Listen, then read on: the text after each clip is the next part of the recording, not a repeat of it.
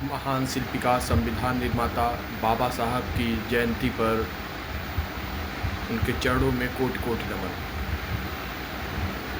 बाबा साहब ने तमाम भेदभाव को झेलते हुए जिस प्रकार शिक्षा के माध्यम से उच्च पद को हासिल किया, ये हम लोगों के लिए एक अच्छी प्रेरणा हो सकती है।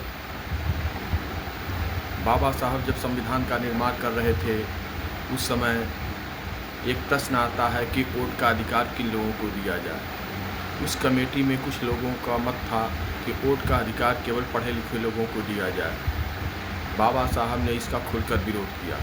बाबा साहब जानते थे अगर पढ़े लिखे लोगों को ही वोट का अधिकार मिलेगा तो वो पढ़े लिखे लोगों को ही चुनेंगे, और पढ़े लिखे लोग जब चुन के बड़े बड़े पदों पे जाएंगे तो वो पढ़े लिखे लोगों के लिए ही काम करेंगे। वो दबे कुचले गरीब असहाय लोगों के लिए कोई काम नहीं करेंगे। तब बाबा साहब ने संघर्ष करके बड़ी मेहनत के बाद हम लोगों को वोट का अधिकार दिलाने का काम किया। बाबा साहब जब पार्लियामेंट से इस व्यवस्था को लागू कराकर बाहर निकले, तब उनके चेहरे पे गजब की मुस्कान थी। कुछ लोगों ने देखा और प्रश्न किया कि बाबा साहब आज आप बहुत खुश हैं।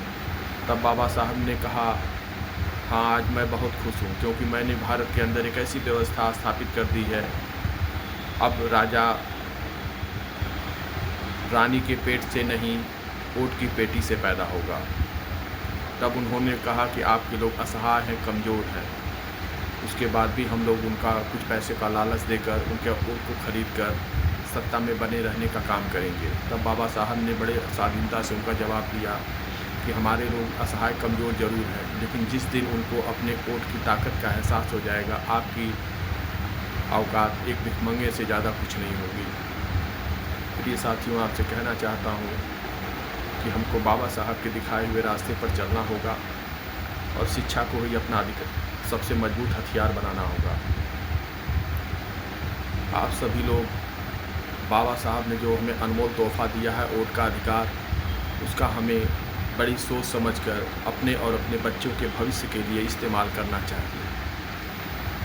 1500 में अपने वोट का सौदा नहीं करना चाहिए। अगर इस तरह का हम काम करते हैं तो यह बाबा साहब का अपमान होगा। इसी प्रकार साथियों, मैं कहना चाहता हूँ, महिलाओं को भी बाबा साहब ने बहुत अधिकार दिलाए, और वो किसी एक जाति के नेता नहीं थे, वो सर्व समाज के नेता थे। उन्होंने सभी समाज के दबे कुचले लोगों को लिए समानता का अधिकार दिलाने का काम किया। हमें अपने बच्चों को पढ़ा लिखा कर एक बेहतर मुकाम पे पहुंचाना होगा। जय भीम, जय भारत।